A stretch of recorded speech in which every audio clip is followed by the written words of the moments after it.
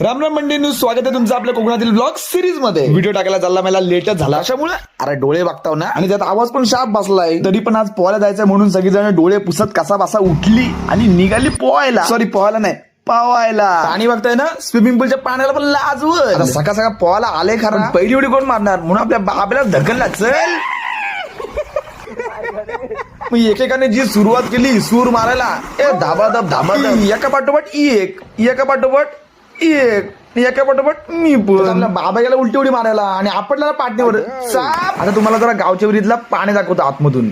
हे बघा मास, तो बघ गप्पी मासा आला, बघ गप्पी मासा. मायला त्या व्हिडिओच्या नादात गुदमरला असतो. काय शेवटची उडी मारली आणि पोहून लागलेल्या भुका गेलो भैयाजींच्या हॉटेलला मिसळ खायला. हे आमच्या आळीतलो फेमस हॉटेल. आलेल्या पोरांनी ताव मारला. बघता बघता 28 पाव खाल्ली, एकट्याने नाही चौघांनी मिळून. घरी येऊन बघते तर काय ही आग. बोला हॉटेलला बिटेलला आले का काय नाही, तो तेल जरा जळलेला वाटतं. आई काय ते काय त्यात पापड तळला.